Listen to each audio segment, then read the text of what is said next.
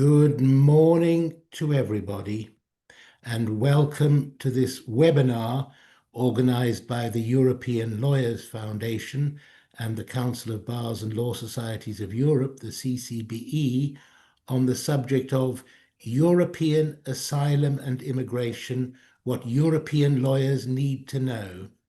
My name is Jonathan Goldsmith, Senior Project Counsel with the European Lawyers Foundation. My radio just came on its own accord. We have a lot of people joining us this morning for this webinar, and so while people are entering the webinar, I'll make a number of announcements. First of all, to all the participants joining us, you will see at the bottom of your screen a question and answer box to put questions to the speakers in English. We strongly encourage questions from all of you. Questions will be answered if time allows it at the end of each session, or maybe at the end of the whole webinar.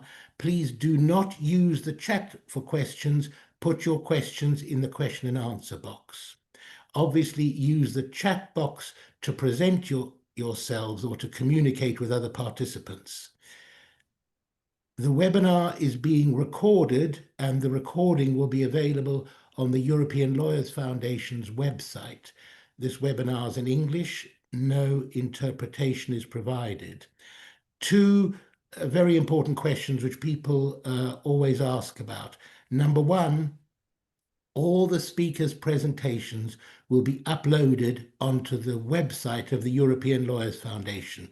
I've seen the presentations. They're packed with extremely useful information. Our speakers may not have the time to go through every detail, so you can consult the slides afterwards on our website.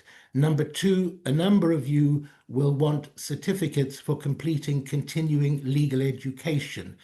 We don't provide the certificates. You need to approach your local bar, your national bar, for a certificate, and we'll provide the bar with a list of their members who have participated, together with your connection time for those bars which ask it. So don't ask us to provide certificates. Approach your bar, they'll approach us, and we will give them the relevant information. Now we begin the webinar. It's my great pleasure to introduce the chair of the board of directors of the European Lawyers Foundation, Dominique Attias, former vice chair of the Paris Bar, who will make some introductory remarks. Dominique. Thank you, Jonathan. Thank you very much.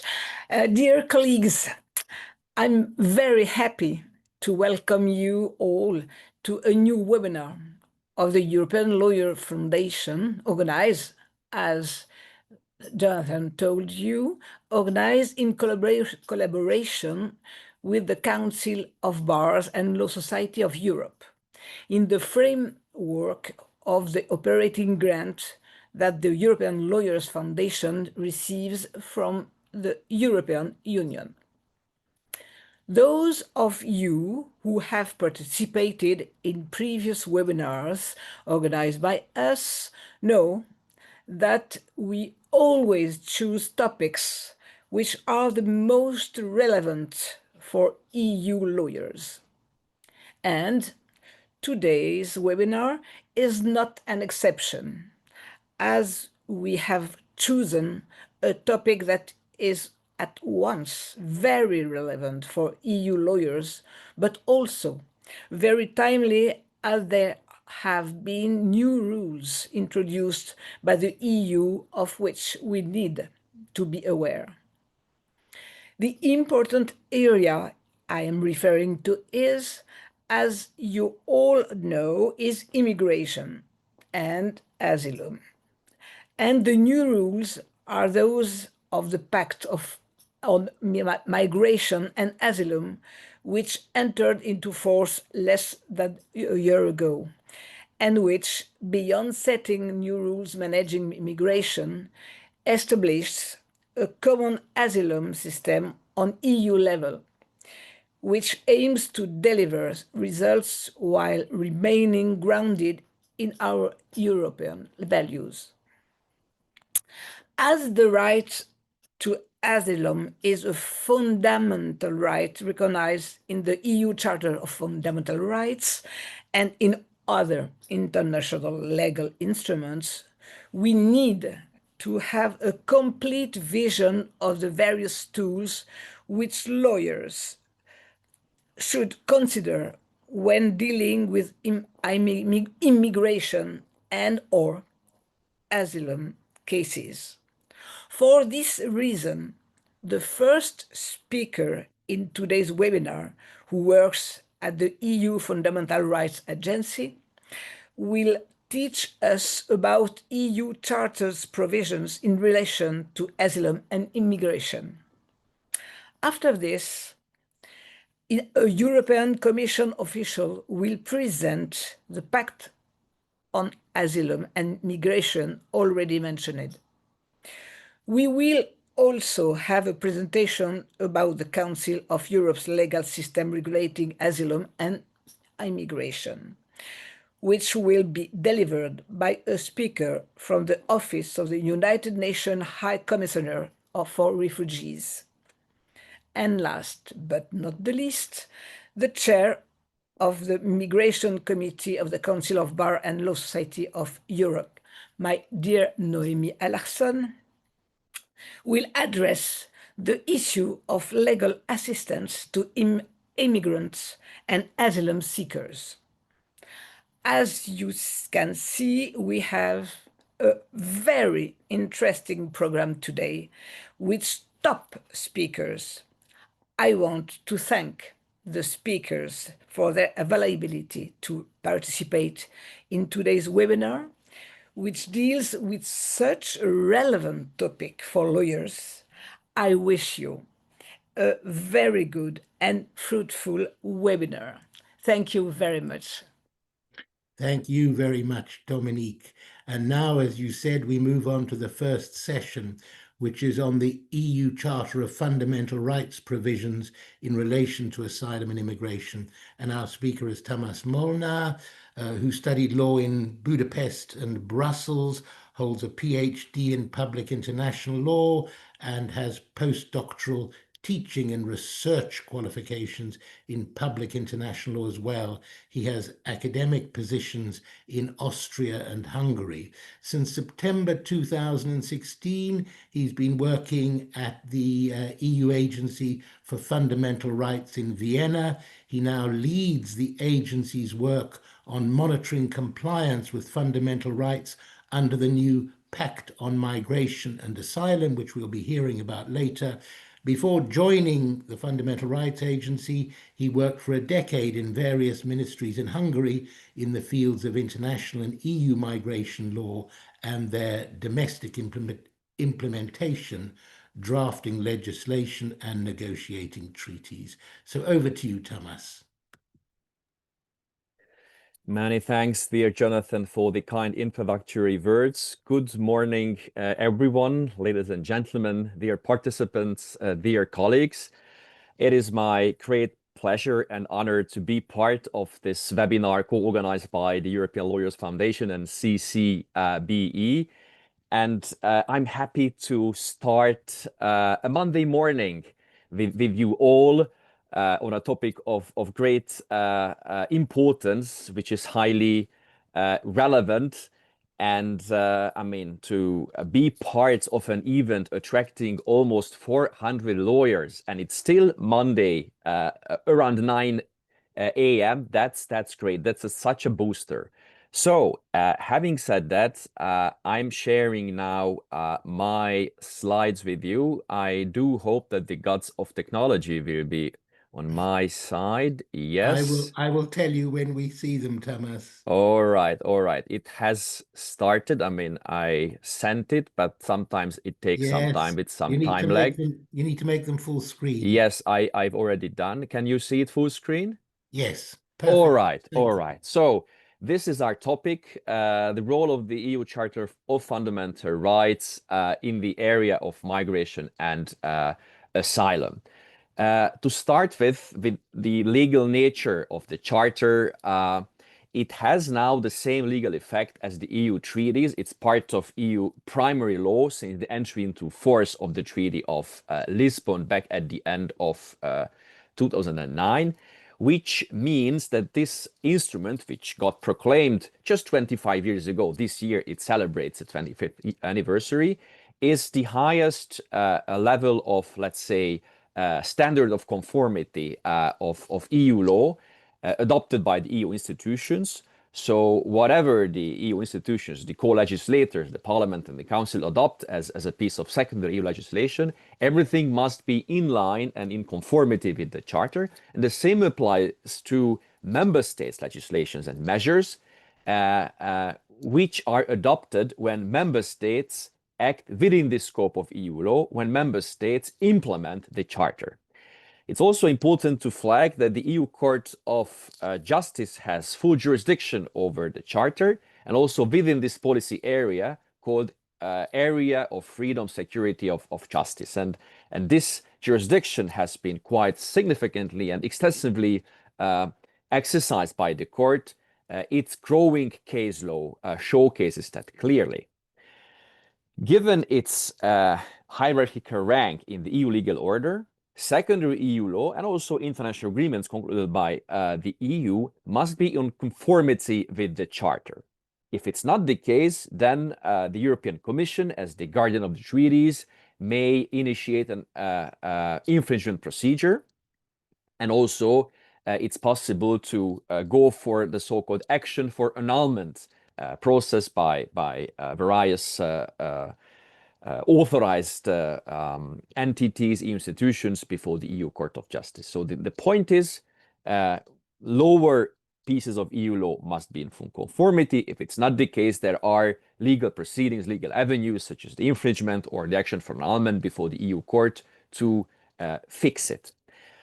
It's also, I mean, the Charter also represents an additional normative framework for interpreting secondary EU legislation. So the interpretative role needs also to be highlighted, and I will later on show you a few cases where also this interpretative role was quite clear. So all in all, I mean, the Charter represents the Bill of Rights of the EU.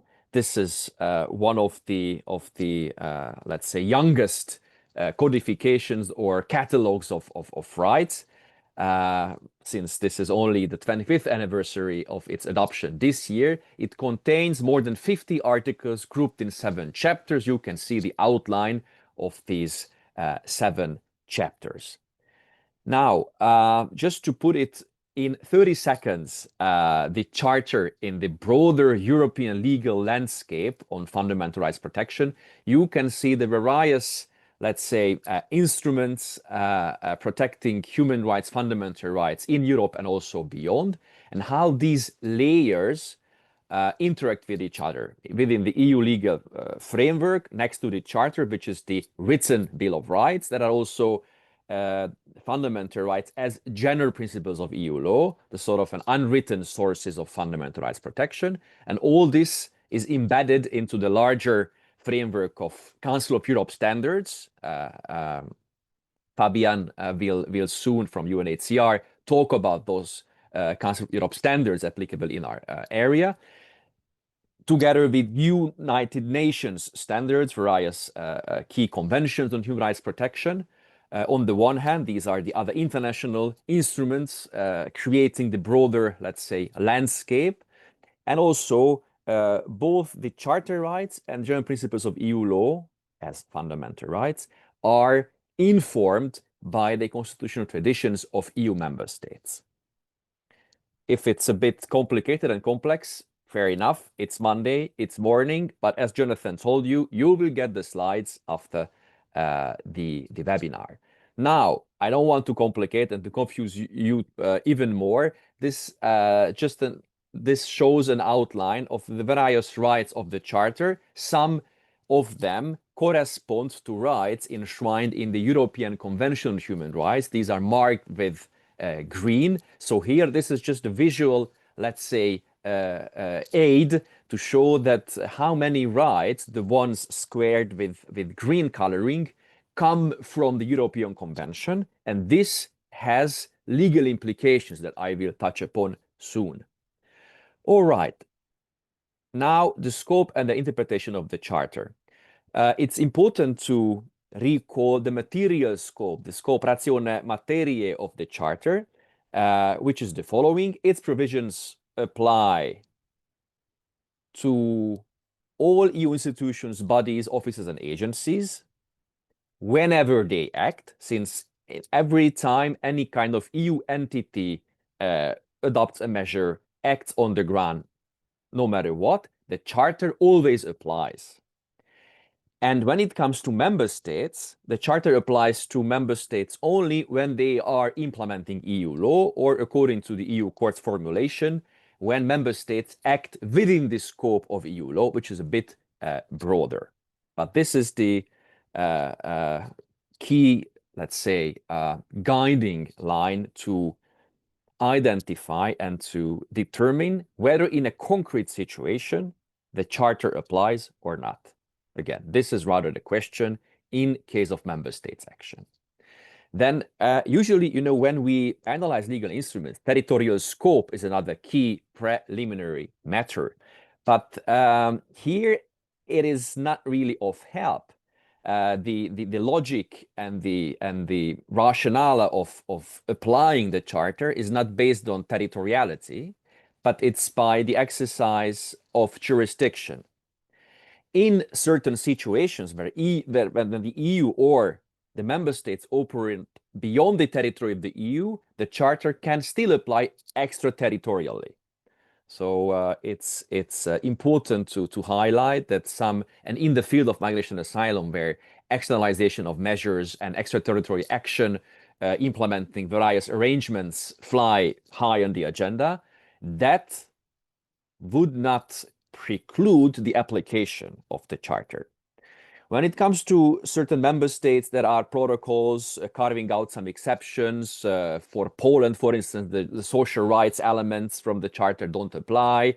And we know that Ireland and Denmark have several opt-outs, which, let's say, adjust a little bit the territorial scope of the Charter within the EU. But I just mentioned them. I don't want to delve into that matter, since the point is that the way the Charter applies is based on the functional approach and not the good old traditional international law driven territoriality. Now, when it comes to the interpretation of the Charter, and here I would link it back to this colored overview of different articles, different rights from the Charter. In case of Charter rights, which correspond to those set out in the European Convention on Human Rights, those rights must be interpreted as the European Court of Human Rights interprets them. So the meaning and scope of these corresponding rights must be the same as in case of the Convention, as interpreted by the Strasbourg Court. It's also an interesting element that the explanations to the Charter, like the explanatory memorandum in other cases, so in a way part of the preparatory materials, have some interpretative weight and guidance. And also for the interpretation, it's key to flag that Charter rights may be limited. Of course, there are some absolute rights, and here again, the European Convention and the Strasbourg case law guide us what these rights are, which are absolute and non-derogative, like the right to life, the prohibition of torture, other forms of ill treatment. But other than that, most of the rights can be subject to limitation. Hence, it's important to know those conditions, which are the following. Of course, any limitation must be provided for by law and must respect the essence of the given right. And if the essence of the right is there, it's kept, and it's not emptied, then any limitation must stand the test of necessity and proportionality. Plus, such limitations must genuinely meet objectives and the objectives of general interest recognized by the Union, and or the need to protect the rights and freedoms of others. You can find all these elements in Article 52 of the Charter. Another important, let's say, element in the way the Charter operates, that no charter right can be interpreted as restricting human rights recognized in other conventions, such as the European Convention, but also like the Geneva Convention on the Status of Refugees, or other conventions related to migration and asylum, such as the Council of Europe Istanbul Convention, that I believe will come up later today. Now, this is just an excerpt, like a snapshot from I think the best compilation of EU Court of Justice jurisprudence in the field of migration, asylum, and borders, showing the wealth and the richness of case law produced by the Luxembourg Court, just in the field of asylum. And this is, one excerpt from one single asylum instrument. This shows that the EU Court has significantly contributed to elucidate the law, to detail the law, to unpack various provisions set out in black letter pieces of EU legislation. Now, let's move on to the concrete migration-related rights under the Charter, starting with an overview. Several rights enshrined in the Charter apply to everyone, irrespective of nationality and the third country nationals' migration status, be them irregularly or regularly staying. And these include, you can see in this list, human dignity, right to life, prohibition of torture and other forms of ill treatment, right to liberty, which is important because of, detention matters, right to family life, rights of the child, right to an effective judicial remedy, and the list goes on. So this is the very logic. Most of the rights apply to everyone, including migrants and asylum seekers. In addition to that, there are specific charter rights which are applicable to migrants, asylum seekers, and refugees that have been inspired by other conventions. The added value is that these rights are specifically enshrined, mentioned, like the right to asylum, the principle of non-refoulement, so the prohibition of sending back someone to harm, to simplify this, so no one can be sent back to a place where his or her right would be in danger, or the person would be subjected to torture, other forms of ill treatment. And the third specific right is the prohibition of collective expulsion. And now, moving on, I will, let's say, go into the details first regarding those charter rights which are applicable to anyone, including migrants and asylum seekers. Again, this is just a selected list because of time constraints. The right to human dignity, Article 1 of the Charter, like this is the mother right of all. And this is the guiding principle of the whole legal edifice set out in the Charter, to start with human dignity. Since there's no other charter right or no other fundamental rights which does not have in its core human dignity.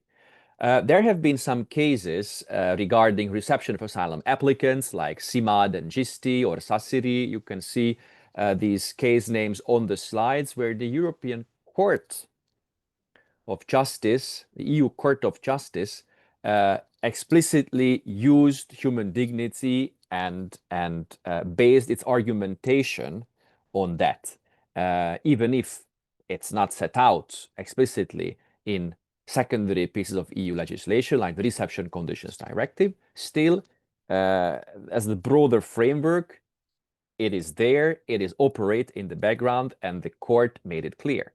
Another example is the prohibition of torture, inhuman and degrading treatment. Of course, in the migration area, in the field of migration and asylum more broadly, where states can use various coercive measures, it is important not to use any kind of coercive measure, force, which would amount to horribile dictu, torture, but even inhuman degrading treatment. And that can also very interestingly linked to human dignity. The EU court referred to that in a number of cases. Just next to the two others I referred to, there's this very famous NS and ME case, if my time allows, I will also touch upon a little bit on that ruling. Then right to liberty and security. I mean, this is of utmost importance because of immigration detention, which must always remain as a measure of last resort. Before depriving someone's liberty, member states need to explore alternatives to detention, and only if less intrusive non-custodial measures like alternatives can't be applied, then in a given case, based on individual assessments, deprivation of liberty is allowed. So Article 6 of the Charter has been recurrently used by the EU Court of Justice in detention cases. Then I could go on with rights of the child, including the best interest of the child, which came up either in refugee or asylum-related cases, but also in return-related cases when it was a question whether an unaccompanied child can be returned to a third country, and to what extent rights of the child could impede his rights, as a child, could impede this return, this removal. And of course, the right to an effective remedy and to fair trial, it cuts across, and it's a horizontal issue in asylum cases, in return cases, in visa cases, wherever there's jurisprudence on people on the move, people crossing the borders. This comes up, and on Article 47, there is a massive case law from the EU Court in our subject matter. Now, let's move on to the Charter rights, which explicitly protect migrants and asylum seekers. Again, first and foremost, right to asylum. Article 18 in the Charter expressly refers to the 51 Geneva Convention and its 67 protocol. And again, there's a series of rulings from Luxembourg which expressly rely on that right to, let's say, assess and judge on the validity even of a secondary piece of EU law, or member states' measures which would empty that right. I mean, we've seen the application of this right in Palestinian refugee cases, also in cases regarding the cessation of international protection, or more recently in a number of infringement cases against Hungary, which is currently the enfant terrible in the club and has enacted quite a number of measures and pieces of legislation which just empty the right to asylum, and there's no access to the territory whatsoever. If time allows, I will also touch upon recent cases condemning Hungary. The second one is the principle of non-refoulement, not to send back anyone to harm. Again, this principle has been applied by the EU Court in the asylum context, but also in the return context as the crown jewelry of the bars to removal. I mean, it's an absolute bar. If refoulement risks are there, the person, no matter whether he or she is an asylum applicant or third country national without the right to stay, can't be removed. And the third one is the protection against collective expulsion. It's expressly there in Article 19 of the Charter, which is inspired by other international instruments from the Council of Europe and also from the UN system. Interestingly, there's no EU court case law which explicitly relied on that right, not yet. So definitely it will come. And now, if my time allows, let's see a few cases, maybe just telegraphically, where I would like to show you the application of a given charter right in a concrete context. The first one, this is Somebody Youth, which is about an accelerated asylum procedure. A domestic deadline was, let's say, reduced from 1 month to 15 days for such appeals. There was a legal action against that, and the court relied on the right to effective judicial protection in Article 47 of the Charter, and examined the Asylum Procedures Directive in that light, and also examined these 15 days in light of the requirements of the effective judicial protection. The court concluded that 15 days is just it can't be said not to be, it can't be stated not being enough. So it was a bit interesting formulation. Just it's à la limite. It's still okay, but at least that was an important case to show the power of Article 47 in such a litigation. Then there's another one. Maybe I'm skipping this, just outlining the basics. That was this NS and ME case, which is about asylum seekers traveling through EU member states, starting from Greece and then going through a number of other countries and finally arriving in the UK and Ireland. And these two countries, but at the time the UK was still a member state, wanted to transfer these asylum applicants back to Greece using the Dublin regulation, which is about the determination of the member states responsible for examining an asylum application. So it was about interpreting Dublin regulation and the question whether the transfer of asylum applicants could violate the prohibition of torture, other forms of ill treatment under the Charter, so Article 4.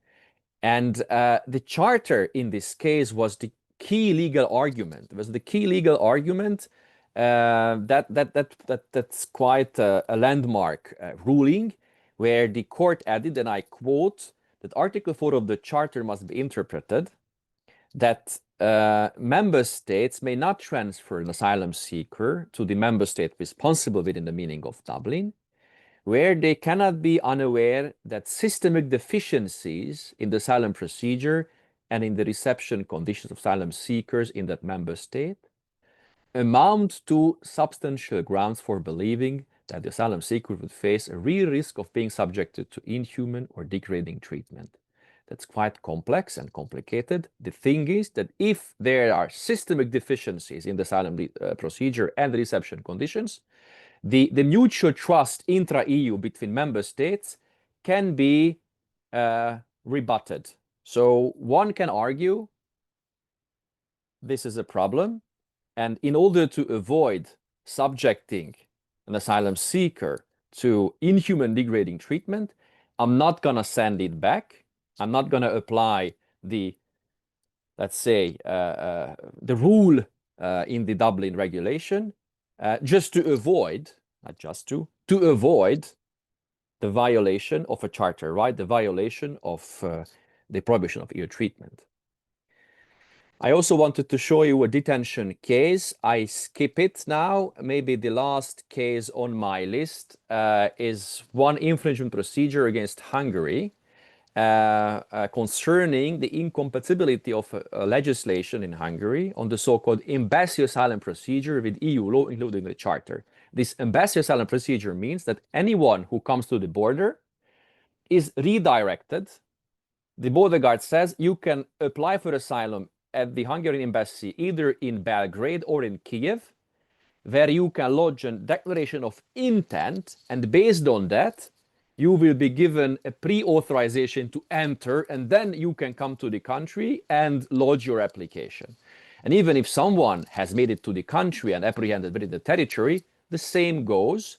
The police apprehend the person, escort back to the border fence. Hungary has a long border fence with Serbia. The person is just put on the other side of the fence with this piece of information. If you want to apply for asylum, go to Belgrade or Kiev.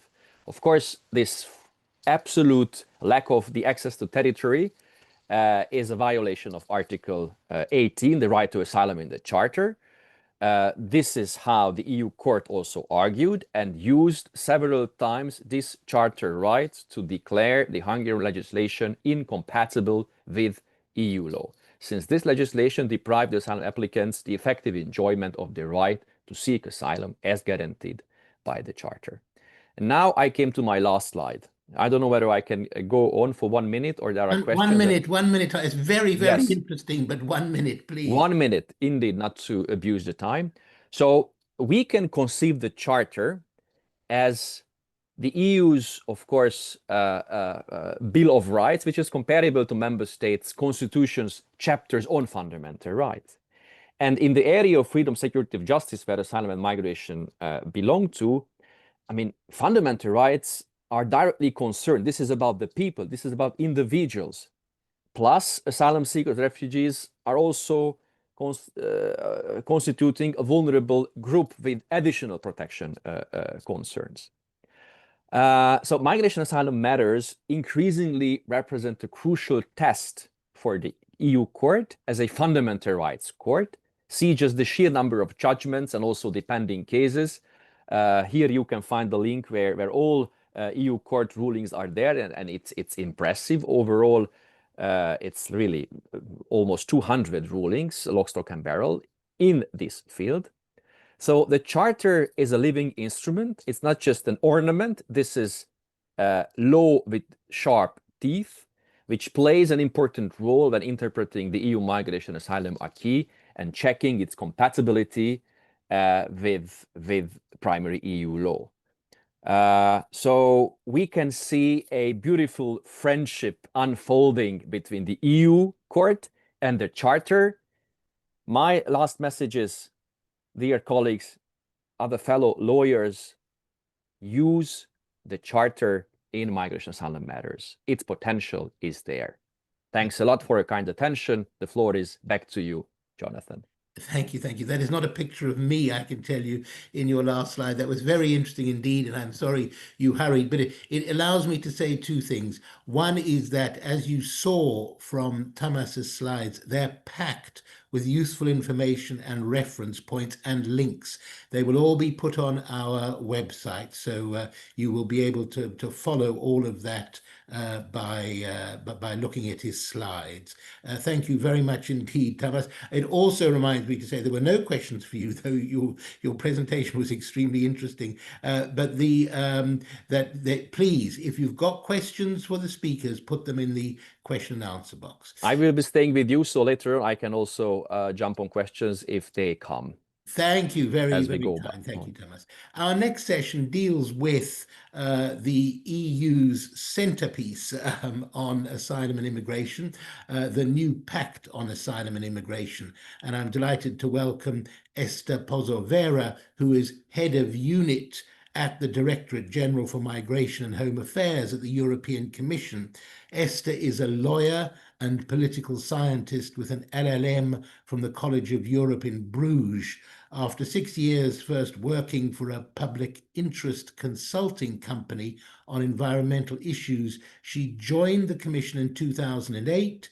2015, she joined the Directorate General for Migration and Home Affairs, becoming the head of the Asylum Unit. So you can see the most important and responsible person in this area in October 2021. And in this position, she has coordinated the work for the activation of the Temporary Protection Directive and the team that negotiated this very pact on migration and asylum. So Esther, very good. Over to you, please. Thank you very much, and thank you for the association to invite us and to invite me for this presentation. What you would see is that I put together a bit of an overview of the Pact. There is a lot there, but I'm going to actually focus on the areas where I think would be most interesting for you, because are related to rights and obligations of applicants and similar issues that can be useful in your work every day. And even if you don't have the reference to the specific provisions in the text, there are lots of links that then you can access, and I will try to guide you as well where to find the most interesting provisions for you. And now I am going to see if I can share and it works, as always. So can you see the screen? It's about to, it's there. Thank you, Esther, we can. Okay, excellent. So the Pact on Migration and Asylum is the result of 8 years of very difficult negotiations. And what I would say, regardless of what you would read in the slides, that it's a compromise. It's a big compromise between different groups of member states that had very different interests. the solvent countries or the countries of first entry and the countries that are more subject to secondary movements on the one hand. Also, the countries that are more reluctant to receive migrants and asylum seekers in the so-called relocations, and also the ones that are more open to it. And also it's a big compromise between the biggest political families of the European Union, EPP, Renew, and SD.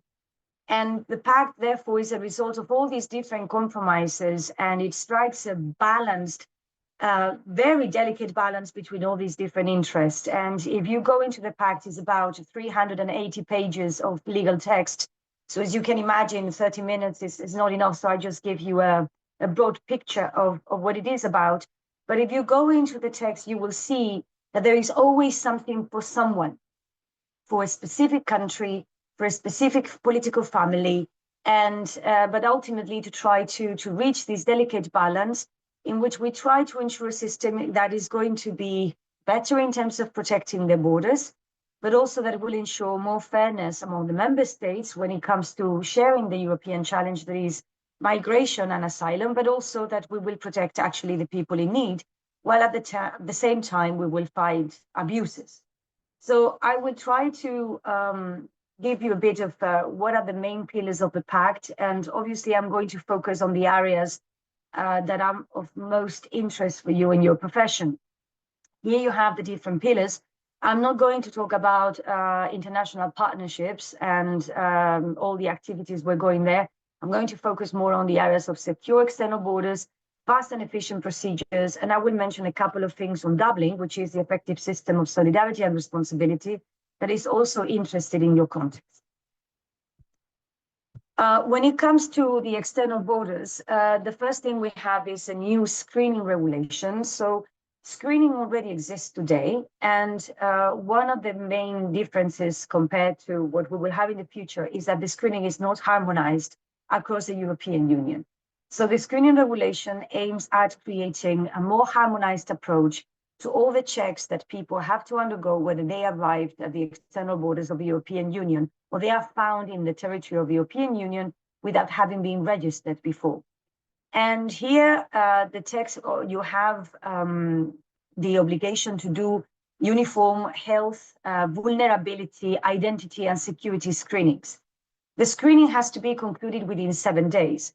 Obviously, when you have vulnerabilities that are not so evident, for example, post-traumatic stress disorder, is very difficult to be completed within 7 days. So this is just an initial screening in which the authorities, namely the screening authorities, which in many cases are going to be the border guards, are going to see if the person, well, who is the identity of the person, who this person is, do they have obvious health problems, so you're going to have a health checks to see how the people are doing, but also to identify initial vulnerabilities. Some of them, as I said, will be easy. If you have a pregnant woman, if you have a child that is obviously a minor, but others are going to be more difficult to identify. So the screening is just a screening. It doesn't take any decisions, which means as well that once the screening is over, the border authorities, they will send the person to the specific procedures. So if the person has applied for asylum, it will be transferred to the asylum authorities.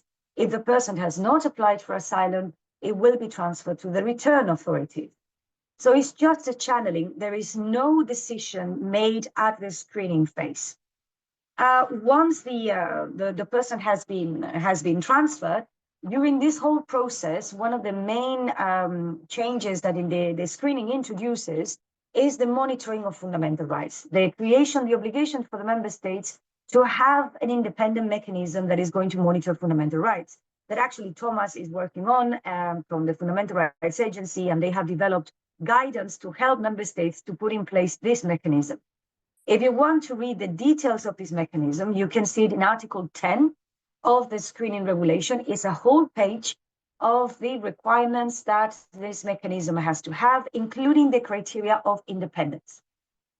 Member states are not obliged to incorporate civil society organizations or international organizations, but they have to take those into account. So there must be at least a dialogue between the independent monitoring of fundamental rights mechanism and international organizations and civil society organizations. There is also need to be a complaints mechanism that member states have to put in place, and these have to be followed up. And most importantly, I would say as well, the European Commission has an obligation to take into account the findings of the independent monitoring mechanism when we take decisions with regards to funding. As you know, for the last years, we've been trying to create a stronger links between funding and compliance of fundamental rights. And this is a very strong provision for the Commission to take the findings of this mechanism into account when it comes to deciding if funds are going to be delivered into one member state or not. If the person is transferred to the asylum procedure, it could be two things. It could be that the person falls under the grounds of the mandatory border procedure, or that the person doesn't fall into those grounds, or for other circumstances should not be put in the border procedure. Whether a person is placed in the border procedure or not corresponds to the asylum authorities, to the determining authority, not to the border authorities. In this process, I will not talk here about the pre-legal counseling and legal assistance, because I'm going to talk about it when I discuss the rights, because they are the same, regardless of the procedure in which the person is. But I'm just going to very briefly say what are the main elements of the border procedure. The mandatory border procedure has three grounds. The person is prima facie not in need of international protection. And what it means is prima facie not in need. We take as a point of reference the recognition rate. And the asylum procedure regulation established that recognition rate at 20%. So 20% at EU level. And we have to look at the latest Eurostat data to determine which nationalities fall into this 20%. The second ground, unless this 20% is not representative for this category of applicants. The second ground is security, if the person poses a security ground. It could be that this security aspect has already been identified during the screening, because during the screening, in the screening form, the member state, the border authorities can identify if the person could have a security impact. They might not be able to go into the details of those security aspects, but they could already in the screening identify some security concerns. But it's ultimately for the asylum authorities to determine if there is indeed a security risk and the person should remain at the border. The third point, the third ground, is when the person misled the authorities in bad faith. There is a combination of two grounds that already exist under the Asylum Procedures Directive. So here is combined into one ground. Here, the most important is the bad faith. So that means that the person really, for example, didn't give information about who or he or she is, has destroyed the documents, etc. But it has to be with the intention to mislead the authorities. One element that is important to decide if the person goes into the border procedure or not is whether they are vulnerable. As I told you, in the screening, there will be a first identification of vulnerabilities. It's just a screening, it's a check. And then ultimately, the determining authority will have, as I explained, I will explain later on, 30 days to determine which kind of vulnerabilities the person has. Even if the person falls under the 20% recognition rate, if the person is a vulnerable person and the authorities cannot cater for the needs of the vulnerable person in the border procedure, the person cannot be put in the border procedure. So, and this is sometimes not fully understood. The idea is that you have to be able to cater for the needs. If you cannot cater for the needs at the border, you cannot put the person at the border. Very important. The border procedure doesn't have to happen at the border. It can happen anywhere in the territory. What is really important is that the person is not authorized entry into the territory. That means that the person is in the territory of the European Union. All the rights and all the obligations that exist under EU law, including the Charter of Fundamental Rights, apply to this person. We just create the person is nonetheless not authorized to enter the territory. And this non-authorization is what allows the member states to take certain measures to restrict freedom of movement. However, there is no in the text that says there is an obligation to detain. Actually, the issues regarding detention remain exactly the same as in the current legal framework. Detention has to be after an individualized assessment. And you have to have a specific grounds for detention, one of which could be the border procedure, but you have to do an individualized assessment showing that there are no other less coercive measures that could apply to the individual to achieve this result. Very important though, the member states are obliged to restrict freedom of movement under Article 9 of the Reception Conditions Directive. What does it mean? It means that the member state has at least an obligation to allocate the person to a specific reception center where the person has to reside, and material reception conditions are conditional to the person staying in that center. And also there will be the possibility to establish obligations regarding monitoring, entry and exit, control over entry and exit from the center, as well as reporting obligations for the persons during the day, for example. So there is no obligation to detain. Actually, detention is a measure of last resort, but there is an obligation for the member states to restrict freedom of movement because the person is not supposed to be authorized entry into the territory of the European Union. And the procedure has to last 12 weeks. The border procedure, including the appeal, is 12 weeks. The time frames are much more limited compared to the normal procedure. So you have 5 days for registering the application following the screening and 5 days to lodge the application. So 5 plus 5. And then you have 12 weeks for the border procedure to be concluded, including the first level of appeal. If the first level of appeal is not concluded within the 12 weeks, then the person has to be granted entry into the territory. The member states have flexibility to decide how to organize these 12 weeks, but they have to ensure that the different steps of the procedure are within these 12 weeks. After these 12 weeks, if the person has a decision, including the first level of appeal, the person loses the right to remain, which means that goes into the return procedure. And the return procedure has to last another 12 weeks. So the member state will have another 12 weeks to carry out the return procedure. If it's not carried out, the person then will have to go into the normal return procedure, but not the border return procedure. Eurodac becomes the database that is much more fully flagged. There is also the possibility to include security flags in the system. It's going to, for the first time, we will have actually real data of who is in the European Union in terms of now there is a lot of statistics that gives the impression that many people come undetected, but as we all know, what happens in practice is that people apply for asylum in multiple member states. And Eurodac today doesn't count applicants, it counts applications.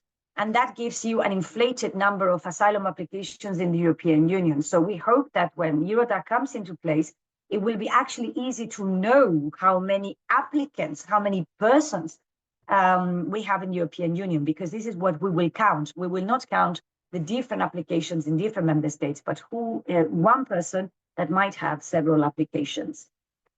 Just to say that in terms of security flags, the normal rules and the GDPR apply in terms of requests for access to data in the Eurodac regulation, and also the possibility to correct the data. So these are all included in the Eurodac regulation, and some of you that work on GDPR, so the rules are largely the same. But this is what happens at the borders. But actually, the majority of the regulation is not about what happens at the border, but actually what happens in the normal procedure. Just to say that one of the main objectives of the reform was to harmonize all the procedures that we have in the Union. And as a result, we will have the regular procedure, we have the accelerated procedure, we have the border procedure, and of course, we also have the inadmissibility checks. And for all of these procedures, now we're going to have harmonized timelines compared to what is today. And I give you an example. Today, in the Asylum Procedures Directive, what we have is the member state has to, as soon as possible, give an opportunity for the lodging of the application. Whereas the registration is very clearly established in the Asylum Procedures Directive, when the person has to lodge, it's just left up to the member states. And we know that in practice, that means that sometimes people get 1 year from the registration for, they get a deadline for the lodging, an appointment for lodging 1 year after they have registered. That will not be possible here because now we have very strict timelines. So we have the 5 days for the registration, and then we will have 21 days for the lodging. There are some exceptions to situation of disproportionate pressure, but the rule is 5 days registration, 21 days for the lodging. There is also more flexibilities for member states and the safeguards for children that I'm going to explain now. So here is what I'm going to dedicate the next 5 minutes, a bit to talk about what are the new guarantees. If you go to the Asylum Procedure Regulation, you have to go into Article 8 is the rights of applicants, Article 9 is the obligations to applicants, Article 10 is the right to remain, Article 11 to 14 is all the provisions related to the interview. And then we have Article 15 to 19 is the legal counseling and legal assistance and representation. And then we have special procedural guarantees from Article 20 to 25. This is the core of the new guarantees that we have under the Asylum Procedure Regulation. And I'm going to highlight some of the most important. First of all is the free legal counseling during the administrative phase of the procedure. I would like to highlight that everybody has a right to have their own counselor, legal assistance and representation if they can pay for it. So here we are talking also at the administrative stage. Here what we're talking is about the free legal counseling during the administrative stage procedure. This is one of the main novelties. The member states do not have to ensure a one-to-one representation. They can do it, they can delegate this to civil society organizations. It can be funded by the EU, but they have to ensure that there is free legal counseling during the administrative stage of the procedure. And this is one of the main novelties that we are closely monitoring on the ground. This means that the person has to be accompanied also during the first phase, not only in the appeal stage, which is what happens today, but also during the main stage. And this also applies to the doubling procedure. So the person will have the right to free legal counseling also during the responsibility determination. And this also means that the person will have access to, the legal counselor has to have access to the representation, to the information, to the information that the person has to know. For example, if the safe third country concept is applied to this person, the legal counselor will have to have access to the information used by the member state to consider the country safe for this applicant. It would also mean that the person has to given sufficient support for the lodging of the application. They can also provide assistance in the interview. They are not, the member states are not obliged to let the person in the interview, but it can help the person to help with the preparation of the interview. So that means that the legal counselor has to be ready by the lodging of the application, before the lodging, because the legal counselor has to provide assistance during the lodging. That means member states has to ensure that if the person has requested free legal counseling, it is available before the lodging. There is also a very important element, which is a specific focus on children. And here's when we have an element that is very important compared to today. In all Pact provisions, the member states are obliged to appoint a temporary representative for the minor. And this temporary representative has to be as soon as possible, even for the taking of the fingerprints. Even if the minor has not applied for asylum, when he's at the moment of the fingerprints, there must be somebody accompanying the unaccompanied minor for the taking of the fingerprints, if the minor is unaccompanied. The permanent representative has to be in place by the time of the registration. The member states have 15 days to appoint a permanent representative, but in any case, they have to be appointed by the time of the registration. One representative cannot represent more than 30 unaccompanied minors. This is also a new element. And in some cases, it can go beyond when there is disproportionate pressure. And this representative has to be a person. It cannot be an institution, cannot be the public prosecutor, cannot be the municipality. It has to be one person.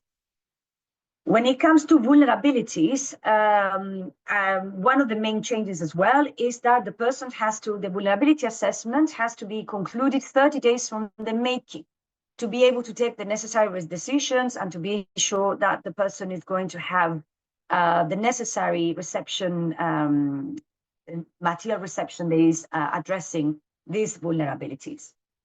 And other aspects I wanted to highlight is that there are new elements in terms of rights. For example, education. Education has to be 2 months from the lodging as opposed to 3 months of today. So it's 2 months from the lodging. Access to the labor market is 6 months from the registration as opposed to 9 months today. So it's 6 months. And then there are new elements for the early integration regarding access to language, vocational training, etc. And specific concerns regarding psychological impact of detention. If there is a negative psychological impact derived from detention cannot be applied. And if the only possibility to apply certain procedures is by the person to be detained, it's not possible to apply the border procedure to that person. I'm going to skip this one because it's not so, this is more about what member states have to do. What I'm going to say, because this is quite important for the next 5 minutes, which is the last thing I have, I think, and is when it comes to... Esther, sorry to interrupt you. There are quite a few questions have suddenly come in. Can I interrupt you and ask the questions? Yes, of course. And the last question I'm going to ask is for everybody because it is a political question. Thomas, Fabian, Noemi can add because it's unfair that you should answer what is a big question, but not necessarily for you alone to answer. Some of the questions are as follows. From Sofia Uksiratsa, if a minor has arrived with a parent and another legal representative, should another legal representative also be appointed? I think that means, do the parent and the child have separate representatives? Well, if the minor is coming with the parent, is not unaccompanied. Therefore, these representatives' obligations do not apply. Right. And who is the person from Noemi Ovinia Fuertes? Who is the person who represents the minor person if they're alone in the EU country? Who is the person that represents the minor? Yes. This, what I say is the state has to appoint a representative for the minor. So from the moment unaccompanied minors arrive in the European Union, the member state has to provide for a representative to this minor. Who is going to be the representative? It depends on the member states. In some member states, it's the social services.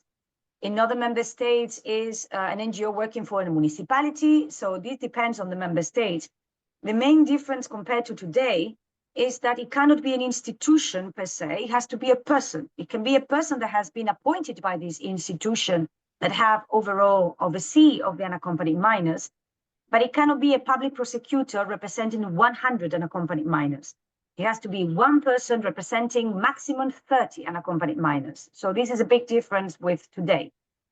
But who is it in practice? It will depend on the member state. Thank you. That's clear.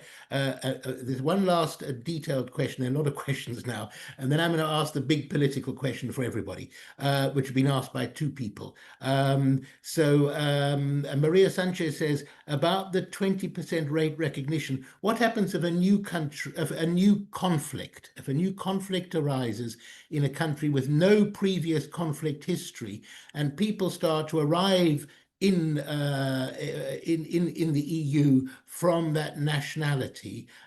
Let's assume they're not vulnerable groups. How much time would it last until the nationality is marked for potential asylum recognition? I mean, how long does it take before they're recognized as asylum seekers? It can take nothing because actually the asylum procedure regulation gives flexibility to the authorities to disregard the 20% when there has been a substantial change in the circumstances. So in this case, the authority can say, okay, there is a conflict. I don't apply the 20% recognition rate because the circumstances have dramatically changed. Fine. And this was originally asked for Thomas, but in fact, the person has said it's for everybody. And somebody's also asked it in the chat. people in the chat, Percy Louis, who's asked this, please put them in the question and answers. Phil Worthington has also asked this. And it's the question really about, on the one hand, the right to asylum is considered a fundamental and absolute right, yet recently Poland completely ignored this. Well, the political point, which is not necessarily for you to answer, Esther, because you're an official, not a politician, but people can comment, is there doesn't seem to be any condemnation of this. It doesn't seem to be treated as an absolute right. It's been applauded by some member states, maybe the Commission. What can we do in this balance between rights and what is called populism? Thomas, I see you have your hand right up, so I'll save Esther if she doesn't want to answer the question. Thomas, what do you have to say about that? Thanks a lot, Jonathan. And thanks a lot for the question. Yes, indeed, it's a hard one. I would start with considering that the right to asylum, it's still like in the gray zone whether it's non-derogative or absolute. To some extent, it can be limited if we take the position that when a member state, for instance, erects barriers or a fence, then of course that limits access to asylum, but at least at reasonable distances along that fence, gates should be there, points should be,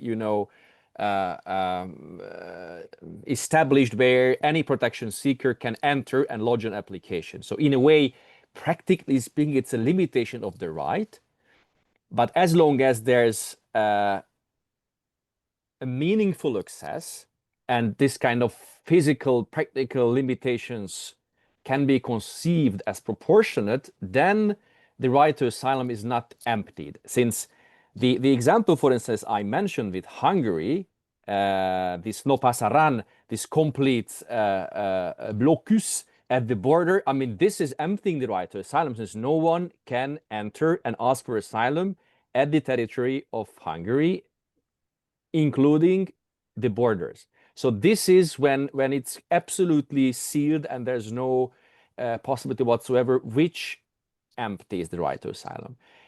What's going on at the Polish border? It's also very worrying and concerning. Here, what we understand from the Fundamental Rights Agency perspective, that there's this kind of emerging concept of instrumentalization of migrants. I mean, this concept has also been codified in the crisis and force majeure regulations, so one of the instruments under the Pact.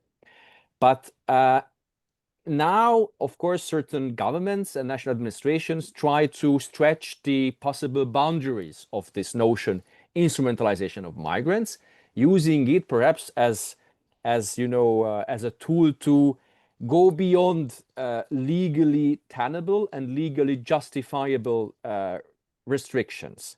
So this is something that needs closer scrutiny, not only in Poland, but also elsewhere, where the instrumentalization of migrants by some, let's say, hostile Eastern neighbors is an issue, and to examine exactly what the law allows for. I mean, I can't tell you more details, but at the agency, we are closely looking now and following the legal and fundamental rights implications of instrumentalization of migrants, all the measures that member states take to counter that. So this is definitely something which is now a hot topic, but I can't be conclusive because we are all also in the phase of looking into the legal and the fundamental rights law implications. But another thing as what we can do, I mean, of course, litigation at national level can help a lot. And if we take the example of Poland, I mean, the court in Białystok and elsewhere, national courts, regional courts have held the right to asylum in a number of cases. So there's this kind of upstream push by courts, which are in those extreme times the ultimate arbiters of certain issues, including that one. And of course, it's also possible to refer a question from a national court to the Luxembourg court, the EU Court of Justice.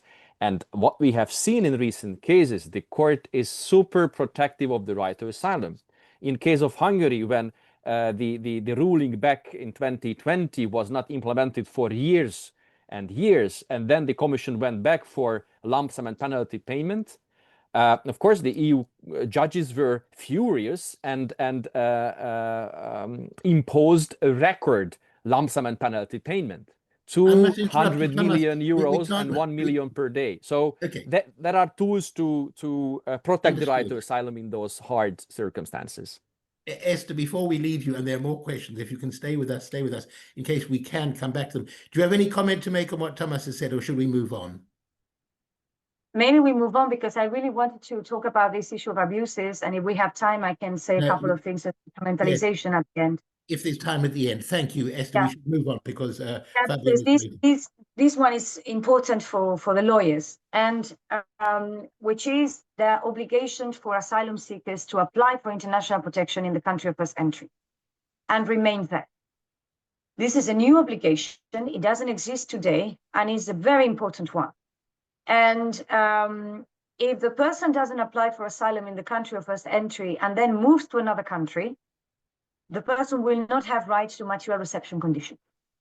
And this is important. So if somebody arrives in Italy, doesn't apply for asylum in Italy, and moves straight to Belgium, the person will not have a right to right to material reception conditions in Belgium.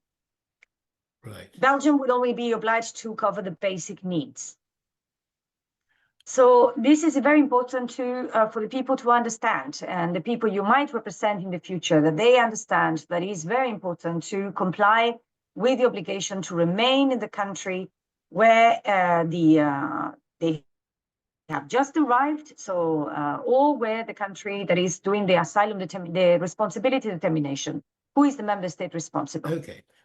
Also, Yeah, no, really, we should move on, only because we'll get totally out of time. Esther, I'm sorry to interrupt you. Your slides are there. Thank you for focusing attention on that. If we can come back to Can I say just one final thing? Yes. Can I say one final thing? Please, which Esther. is obligation to comply.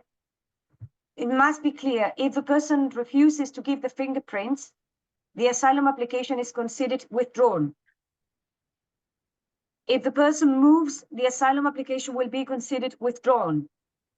And all this has very harsh consequences for the applicant in terms of the second application to be considered a subsequent application, even losing the right to remain, etc. So it's very important that people cooperate and comply with their obligations. So with this, I stop. Thank you. And somebody in the chat has told me off for interrupting you, because saying it's very important what you have just said. So thank you for saying it. And I'm sorry that we need to move on. Thank you so much, Esther. Thank you so much indeed. And maybe we can return. We should try to keep to our time. So thank you very much. And we move on now to our next speaker, who is Fabian Baksawanos. And who will be speaking about the Council of Europe's legal system regulating asylum and immigration instruments and case law. Fabian heads the legal team at the United Nations High Commission, UNHCR's representation for EU affairs in Brussels. The UNHCR is the UN's Refugee Agency, master's degree in Law and Development Studies from the University of Vienna, LLM from Harvard, leads on the UNHCR's judicial engagement, coordinates UNHCR's court interventions in Europe, including before the Court of Justice of Europe, of the EU, and the European Court of Human Rights, and is responsible for the UNHCR's work on the Pact we've just been hearing about. Fabian, please, over to you. Thank you very much, dear Jonathan, for the kind introduction. Thanks, dear co-panelists, for the incredibly interesting discussion already had, and I'll come back to some of the points already mentioned. And thanks, of course, for inviting UNHCR to this webinar. It's a very welcome opportunity to speak to quite a large number of lawyers, including some working on asylum and immigration and some who are interested in doing that. For us at UNHCR, this exchange with asylum lawyers is crucial. because it's really you who bring asylum and immigration law to life. You advise refugees and asylum seekers, you help governments in keeping with their obligations, and you bring strategic litigation cases to Europe's top courts in which we can then intervene. So thank you very much for this crucial work that you're already undertaking. I hope you find UNHCR a good source and a good partner in those efforts. But if you don't work with us yet, perhaps after this presentation, you will know where to look for us. So as was mentioned, I've been invited to speak on the Council of Europe's system on immigration and asylum. I've just tried to share my screen. Can I ask whether this has worked? Can you see my slide? Yes. Yes. Perfect. So the topic is Council of Europe System on Immigration and Asylum, Instruments of and Case Law. Of course, I approached this topic from a UNHCR perspective, mainly from what we call judicial engagement, as was mentioned. Judicial engagement in UNHCR can take various forms, informal and formal exchanges with the judiciary in particular, but also the legal community, asylum lawyers. But perhaps most notably, it includes, as Jonathan just mentioned, court interventions. So UNHCR does written and oral submissions before courts in Europe, domestic courts, but also the two top courts in Europe, the Strasbourg and the Luxembourg court, on key cases that are of strategic relevance to us. And especially before the European Court of Human Rights, we've been doing this since the 80s, or for quite a while. And we're also happy that the European Court of Human Rights is consistently relying on our third-party interventions. I've structured my short presentation into three sections. I'll start off with some general remarks, also comparative to the EU legal system that we just heard about and which possibly many of you are quite familiar with. Then go into some key legal provisions of the European Convention on Human Rights, and then present a very selected range of key cases on asylum and immigration, and end with some conclusions. So when it comes to general remarks, I mean, a very obvious thing to say is the Council of Europe system is covering geographically a much more vast area than the EU's regime on asylum and migration. It has 46 member states rather than the 27 of the EU. And that includes also Europe's neighborhood to the east, EU's neighborhood to the east. So the Western Balkans, South Caucasus, Turkey, importantly, and the UK. Historically, also, the Council of Europe has a much longer engagement, and the European Court of Human Rights, really by now a vast, large body of case law on asylum and immigration, you know, everything from access to discrimination, returns, many sub-themes, vulnerable applicants, children. So it's really a wide array of cases. When you look at the tools that the ECHR offers, it's also very different from the EU legal regime on asylum and migration. And that's, of course, because the EU's regime is a very detailed, finely nuanced regime of secondary law with concrete rules to apply, whereas the European Convention on Human Rights in the area of asylum basically provides for a couple of articles that are, you know, more difficult also to apply in sometimes very difficult cases. It essentially gives the court also a big range of options on how to solve cases. And perhaps also because of this, these two top courts function very differently. The CGU in asylum cases is mostly coming in through the so-called preliminary reference procedure. You will know this also from other areas of EU law, where domestic courts refer a question of EU law to the Luxembourg court, essentially requesting an interpretation of this norm of EU law. So it's essentially a pre-question that the domestic court needs to have answered in order to solve the domestic case, whereas the ECHR, so the Strasbourg court, comes in at the end, namely to answer whether a specific contracting state has breached or not a provision of the European Convention on Human Rights. But of course, despite all of these differences, I don't want you to think that those two regimes don't have anything to do with each other. They have an enormous amount to do with each other. They're very important interlinkages, and Tamas mentioned that already to some extent. And I would also say they're perhaps becoming stronger because the Europe's top courts have recognized and have, I think, very well addressed this risk of creating two systems, two differing regimes for European fundamental rights protection, which of course would have all kinds of risks regarding a fragmentation of fundamental rights thresholds and norms in Europe. So perhaps I can turn now to the key legal provisions that apply in asylum and immigration cases.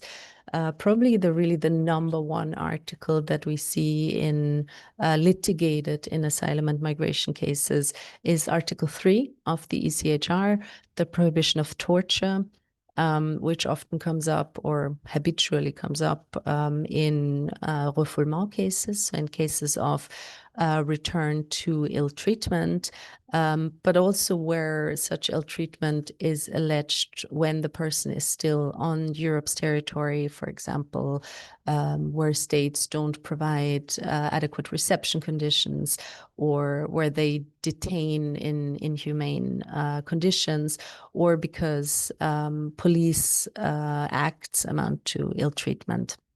So a very important article. Next, the right to liberty, which is, of course, the core provision when it comes to detention. It's quite a complex article, a long article, but not all of its various sub provisions are litigated equally intensely. But in essence, we see a lot of cases where persons complain about a lack of a proper detention ground, a lack of a proper detention order, or lack of information, or very frequently also that courts did not provide or didn't have an opportunity to provide prompt and effective judicial review, which is also part of the Article 5 provision. Next, Article 8, you might know this from the non-asylum related world. Of course, the right to respect for private and family life.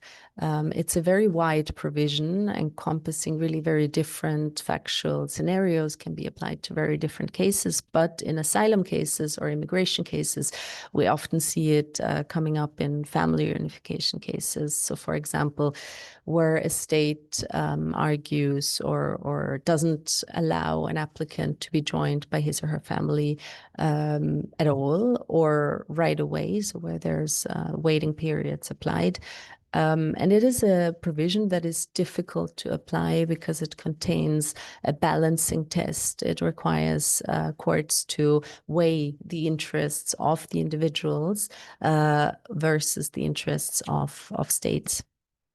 And then Article 13, also an absolute classic in asylum cases. It's, of course, the right to an effective remedy, which is often litigated as an additional element in, for example, pushback cases, because, of course, if you do not get proper access to the territory or asylum procedures, you very often also don't have an effective remedy to remedy such measures. And then finally, I'll mention a provision that is becoming more and more important and has kind of the contours of which have been shaped in recent years. Article 4 of Protocol 4, number 4 of the ECHR, which is also usually brought in pushback cases, so where states take measures to prevent persons from entering their territory. It's often brought together with Article 3, but it does have a different scope and a different threshold. So you can see from this overview that many of these provisions are not incredibly concrete, which is absolutely normal given that they are of a general human rights nature rather than, as I said, the EU law regime, which is very detailed. And that, as I said, gives a lot of weight to the jurisprudence and to the interpretation by the European Court of Human Rights. So I'll turn to this now, to some few cases by the Strasbourg Court on Immigration and Asylum in basically two areas. The first is access, the second is returns.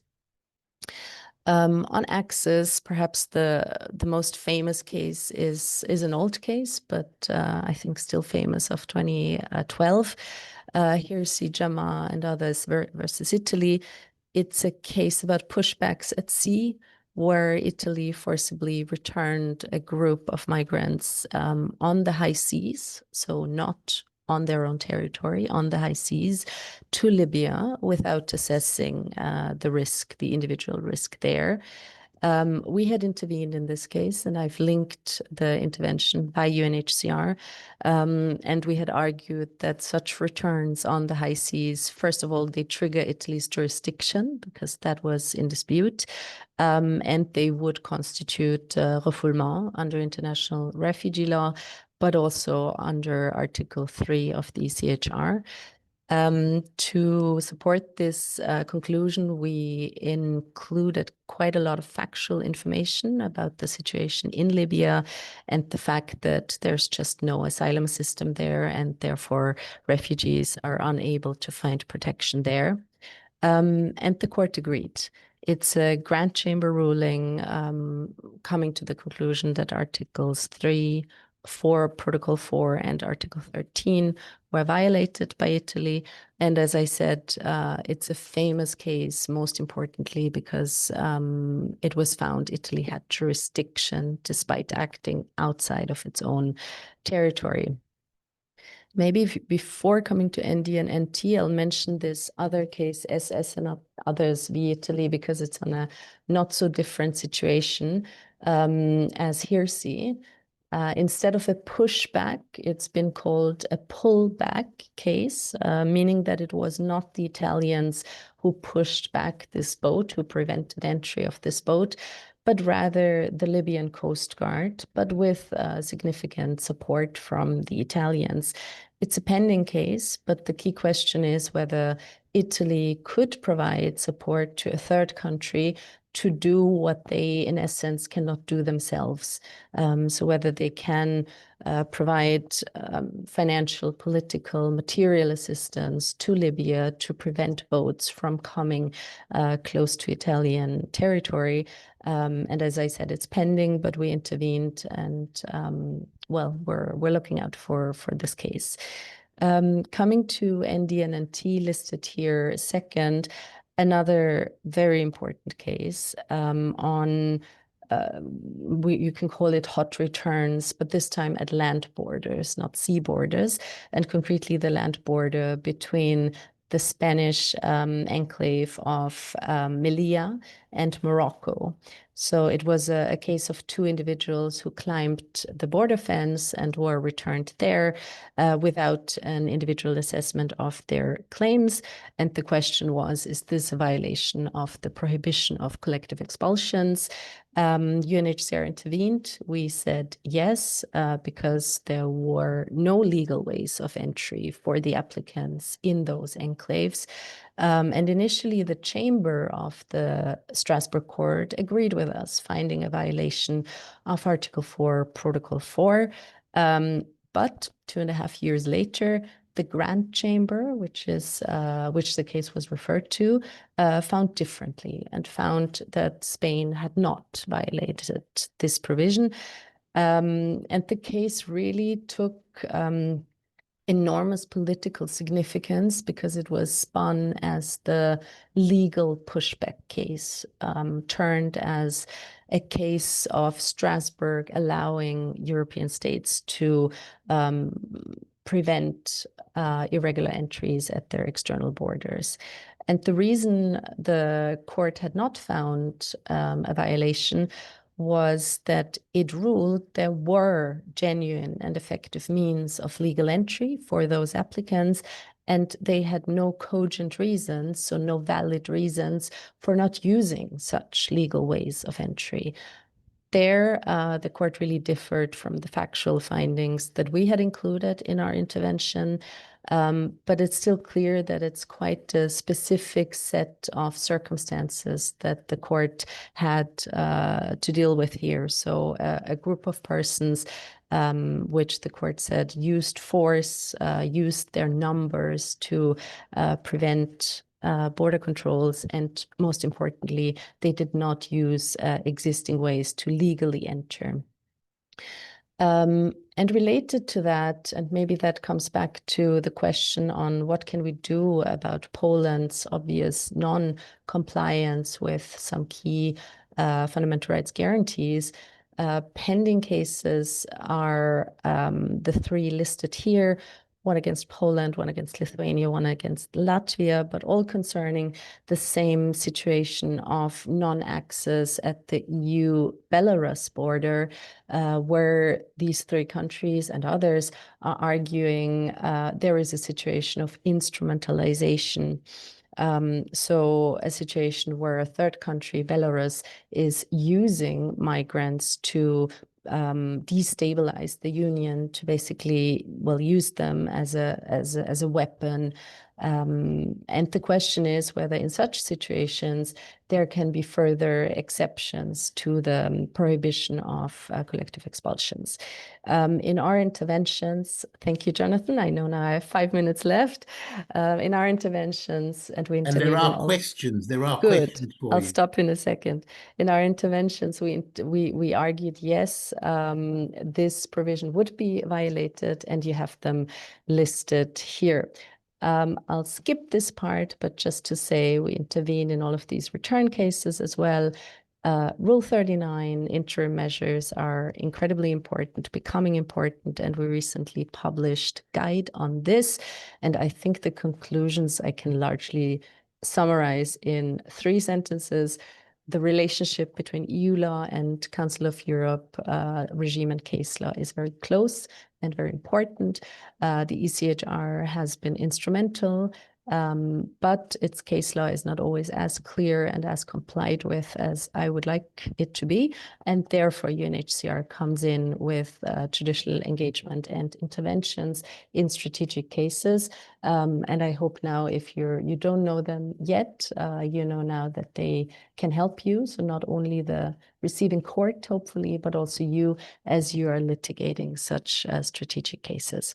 So I'll end here. Thank you very much, and looking forward to the questions. Thank you so much, Fabiana. Thank you for ending so promptly. I just tell all participants that Esther, thank you, Esther, is replying to a number of questions in writing. If you put a question in writing, if you look in the answered, you'll see that Esther has answered you. Thank you, Esther. There's a question for you, Fabian, from Carsten Alexander Anfinson, who says, what about the question of the jurisdictional link with reference to Article 1? Is it enough that they have a valid application for asylum and no other link to a convention state? Yes, I mean, that's a question where there's long-standing, decades-long jurisprudence by the European Court of Human Rights, but it has not always been as consistent as one would like. We have jurisprudence from decades ago, which basically defines the standard to be effective control.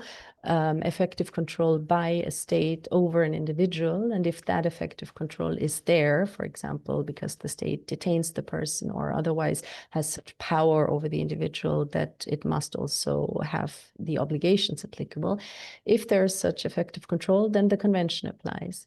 But it's, of course, questionable, and it's very fact-specific of whether or not there is such effective control.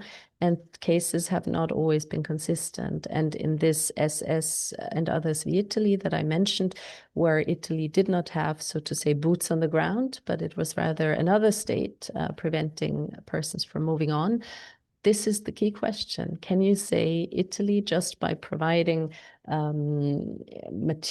basically providing the boat and the logistics and finances and so on and so forth, can you say this triggers Italy's jurisdiction? And yeah, we'll see. I hope the court will rule on that soon and elucidate us all. Thank you, thank you. Another question. At the end of last week, 9 European states published an open letter calling for a shift in interpreting the ECHR in the field of migration. I'm sure you saw that. I saw that too, especially relating to irregular migration and the possibility to expel criminal foreign nationals. How is this letter being perceived in Europe and well, it's really for you and by the Council of Europe? Oof, I mean, I must say I don't work for the Council of Europe, so I can maybe only say how it was perceived within UNHCR or the lawyers community more widely. I guess perhaps the Council of Europe will still take some time to react officially. But yes, it was, as far as I'm aware, an initiative by the prime ministers of Denmark and Italy, calling for greater leeway under the European Convention and the European Court of Human Rights case law to find political solutions to expel persons with criminal convictions. I can say from a refugee law perspective that there are of course, obstacles to send persons back to a situation of ill treatment and torture, but there are also exclusion clauses. If somebody is engaged in very, very, very serious criminal behavior, there are exclusions from this protection. And this protection under the European Convention on Human Rights is perhaps stronger, with the court having ruled many times that the prohibition under Article 3 is absolute, and you can send no one back to torture. And I mean, I guess the Council of Europe and court representatives would say this is a core value that the European society has agreed on. So it seems there's now a political attempt to undermine such really core values. And we at UNHCR, we have looked at the letter. We look at these developments with concern. And we hope that, you know, the crucial guarantees, the core values of what makes Europe Europe will be upheld despite political pressures left and right. Yeah. Indeed, indeed. Thank you so much. There's a last comment. You needn't comment. I'm just reading it out from Percy Louis, who says a comment about the ECHR. French administrative tribunals and courts of appeal are not educated at all in the ECHR jurisprudence and do not apply its decisions at all. That's rather strongly put, but I suspect that is a familiar echo around much of Europe, I would imagine, unfortunately. And hopefully this webinar today will help to improve matters. Fabian, thank you very much. We must move on. Thank you, Esther. And if anybody else of the speakers wants to reply to questions coming in, that's very welcome, and we're very grateful for your doing so. We should move on. Our next session and final session is, which is what we've been talking about all the time, legal assistance to immigrants and asylum seekers. Our speaker is Noemi Alarcón Velasco. Noemi is a lawyer and international consultant and expert in asylum and immigration law, human rights and EU law. is head of NAV Consultores law firm. She is chair of the CCBE's Migration Committee and a member of the Spanish Bar's Migration Committee as well. She's done a lot of work in this field, tutor and course designer on asylum and human rights for the HELP program of the Council of Europe. She's an expert consultant for them on migration, asylum, and numerous publications, and a recipient of the Medal of Honor from the Bar Association of Malaga. So Noemi, over to you, please. Thank you, Jonathan, and good morning to all of you. So I will start directly and saying that, well, my part is just to focus on legal assistance, representation and legal aid to migrants and asylum seekers and refugees. And everyone here is well aware of the challenges that have been faced in delivering legal aid in matters of international protection and migration, as well as the difficulties in applying the relevant legal frameworks in the recent years, and especially with recast Asylum Procedures Directive. I will focus on what is regulated on the Pact, on the EU Pact. But first of all, I need to explain what it is. I need to explain some how it was in the past and in the recast Asylum Procedure Directive. So the way, first of all, we have also to explain that the way legal aid is provided and organized varies from one member state to another. So it's not something that it exists an homogenization of it, but we have common standards, or we should use common standards to organize these legal aid provisions. So we could say also that in some cases it had not been effectively guaranteed, and there have been instances where material or de facto obstacles have hindered access to free legal assistance for migrants and asylum seekers upon arrival in member states. These results, we could say, in a violation of the fundamental rights enshrined in the Charter of Fundamental Rights of the European Union, that I would call the Charter, to be short, and which also apply to these individuals, as it was explained by Thomas Molnar this morning. Therefore, as a starting point, and please, you can share the next slide. We have this conceptualization of legal assistance. We must refer to Article 47 that emphasizes of the effective legal remedies and the legal aid. So it lays the foundation for what is known the access to justice. So I'm not going to read this article, but of course it contains the right to an effective remedy before a tribunal.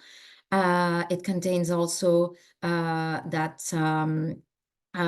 everyone shall have the possibility of being advised, defended, and represented. That this is the core for what I'm going to explain just right now.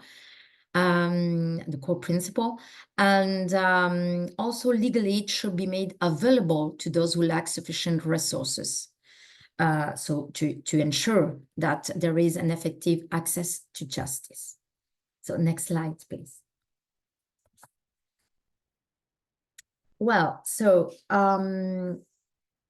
as reflected in this article and the case law that interprets it, the following elements are included: access to a lawyer, access to legal information, free legal advice and representation, legal aid, of course, when necessary, and the right to an effective remedy. And by the way, of course, it's included the access to an interpreter, that it's fundamental for those who need to receive this information provision or legal advice, that they have also access to an interpreter when he or she doesn't understand the language. So in other words, this is the right to be advised, defended, and represented. We must bear in mind also Article 13 of the ECHR and the significant role played by the case law that has been developed in this article, particularly in the context of asylum and migration. And let us not forget that pursuant to Article 52.3 of the Charter must be interpreted in a manner consistent with the interpretation given by the European Court of Human Rights to the rights, of course, of the ECHR, whenever those rights correspond to the rights of the Charter. Thomas also mentioned of it, and we have, of course, have this presentation by Fabian that they have explained very well, and also the interplay between the two instruments, the Charter and also the ECHR. So legally, it is vital for those lacking sufficient resources, and we must not forget that migrants and asylum seekers arrive into the member states' borders or arrive to member states are in a particularly vulnerable and disadvantaged position. So for this reason, special attention must be given to ensuring that these individuals have access to the necessary remedies in a manner that is effective and real, rather than merely formal or virtual. Therefore, the way in which access to legal aid has been structured and organized is of vital importance to guarantee the right to an effective remedy and access to justice. Well, next slide, please. I will provide for a few examples of case law that have occurred before the adoption of the Pact, but highlight the importance of ensuring individual legal advice and to quality legal information, or simply the access to a lawyer in the asylum procedures or migration procedures.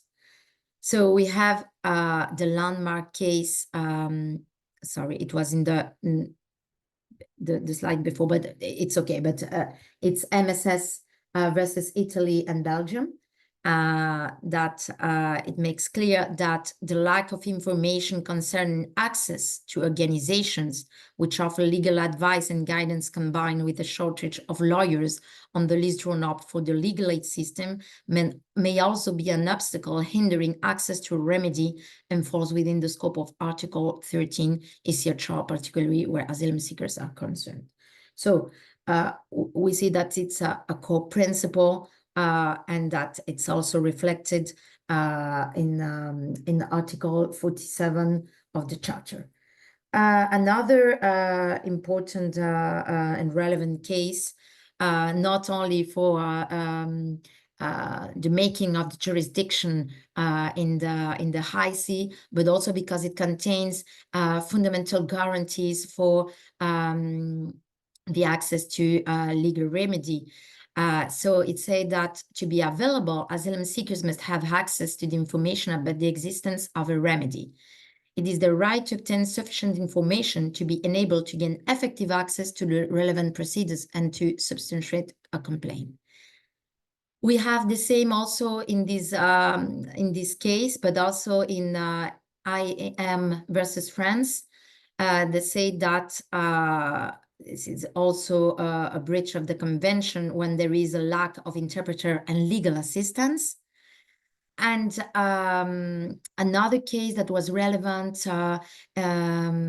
for child protection in the international protection side, so was the Rahimi versus Greece, that I just put a sentence of a para of this case law, but it was also a lack of information and a lack also of remedy and be accessible to or have access to a lawyer and the provision of information given to a child or a minor.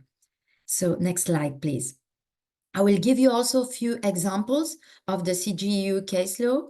And it was mentioned also this morning, the two cases, or one of the cases that was the Commission against Hungary. And these cases are relevant in the sense that the court found that such, for example, in the first case that I mentioned here in 2021, that they say that the court found that the criminalization infringe upon the rights of asylum seekers to legal representation and the rights of individuals and organizations to provide lawful assistance. This decision, it's very important because it highlights the importance of safeguarding access to legal aid and the role of civil society in supporting asylum seekers. Also, the other case against Hungary, we have that the court held that when detaining asylum seekers in transit zone at its borders violates also EU asylum law, particularly the Asylum Procedure Directive, by restricting effective access to asylum procedures and legal assistance again. So I give you also other examples, but it's saying the same, that it's a core principle to have access to legal assistance when we are talking about refugees and migrants arriving to our borders. So next slide, please. So having said that, another aspect that we should bear in mind is that under the recast asylum procedures, the IPD, legal assistance and representation were only guaranteed during the appeal phase. So this has caused multiple problems and ineffectively rendering the remedy in practice. And it has been demonstrated that providing legal assistance at the preliminary stage increases the chance of success of the asylum application. So we have advocated in CCBE, we have advocated for years that it was included the legal assistance in this preliminary stage or in this administrative phase, because it means that the greater the success at the administrative stage, the lower the bureaucratic burden and the cost for both the administration and judicial system. In fact, it is for the benefit of the national asylum and judicial systems and efficiency, and of course, to render more efficient the justice system and the justice rendering to these people. Well, right now, what we have in the EU Pact and specifically in the regulation establishing a common procedure for international protection, the APR, we have specific articles devoted to that, that are in articles 14 to 19 that have been also touched by Esther Pozzo. And we have to say that Article 14 foresees the right to legal counseling and legal assistance and representation.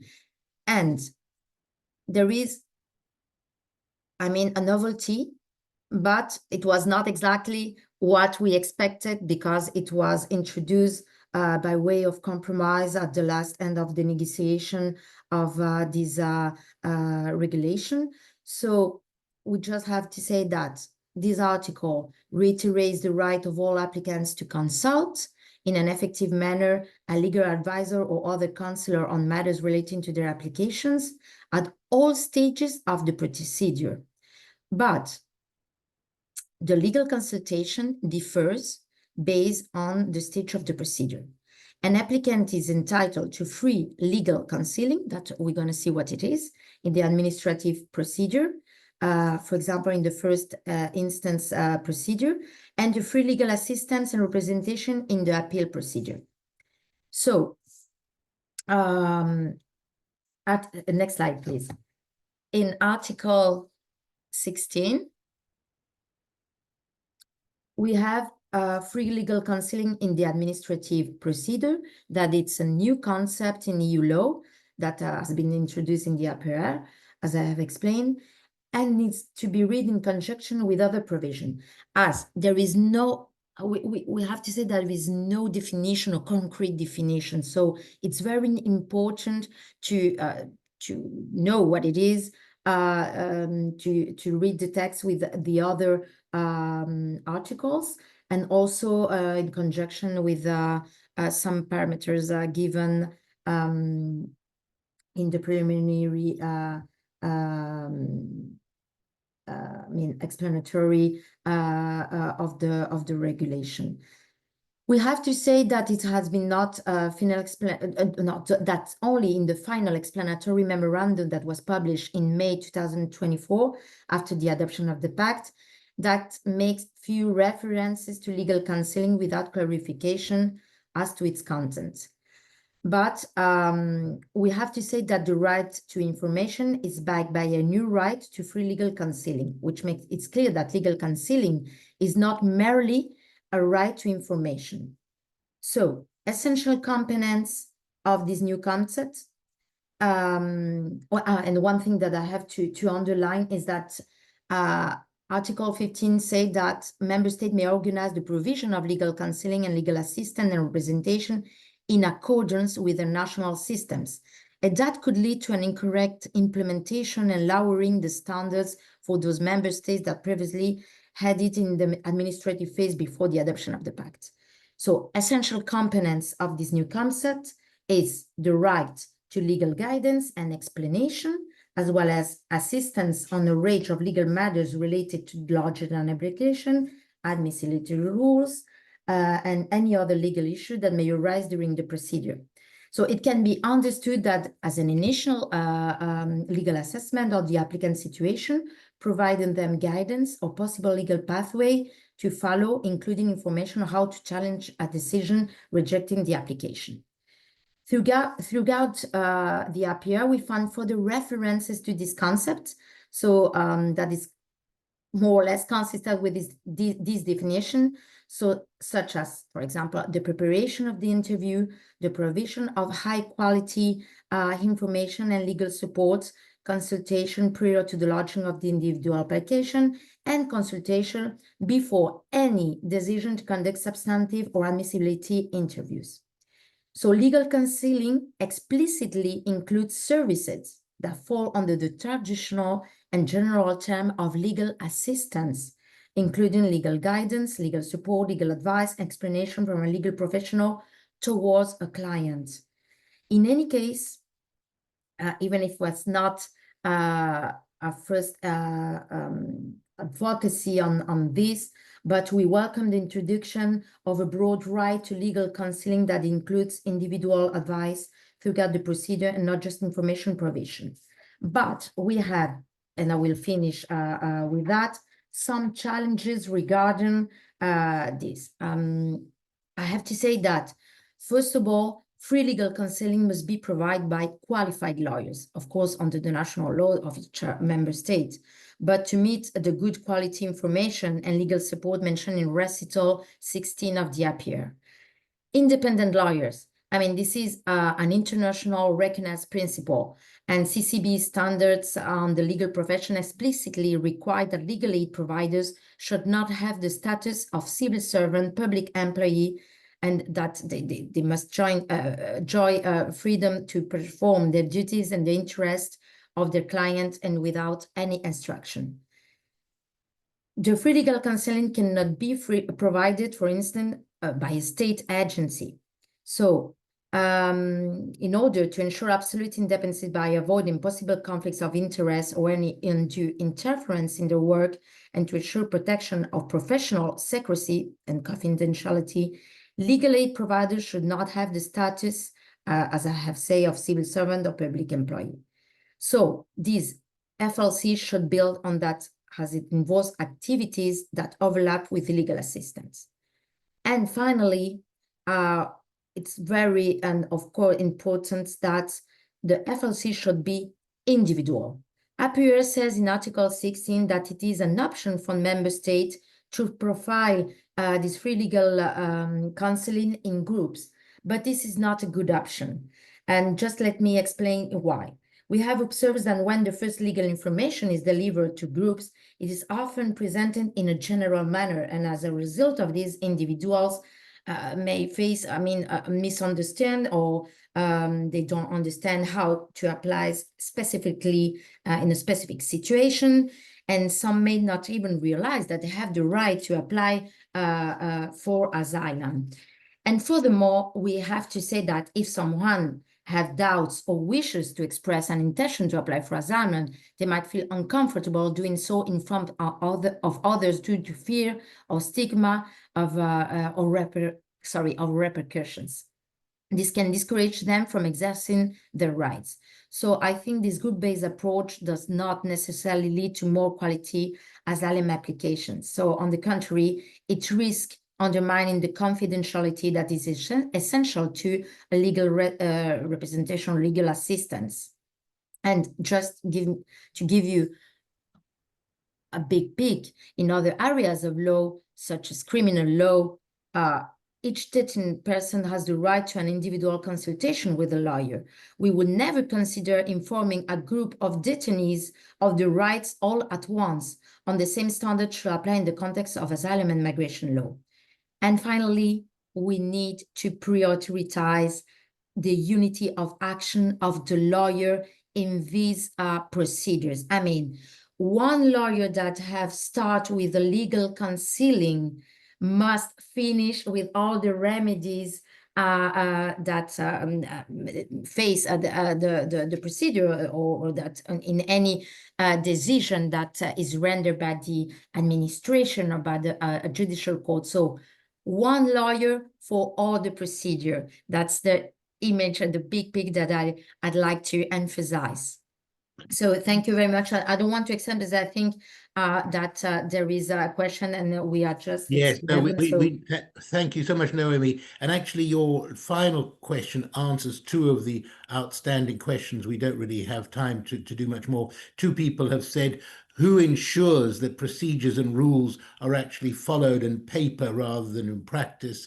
And, you know, what are the measures for enforcement? And you've made it clear, and Thomas made it clear, that actually lawyers are the ones who will have to enforce this through the courts, because it's the courts who will finally enforce it all, as he said. And thank you so much for stressing the role of the lawyers. We need to end now. Thank you so much to all the speakers. I, on behalf of the participants, will give a symbolic round of applause to you all. We're very grateful. I would just point out two things. First of all, Anna Smolinska of the CCBE put into the chat the reply from the Secretary General of the Council of Europe to the joint letter, which was raised a long time ago. So you can see the link and what the Council of Europe has said.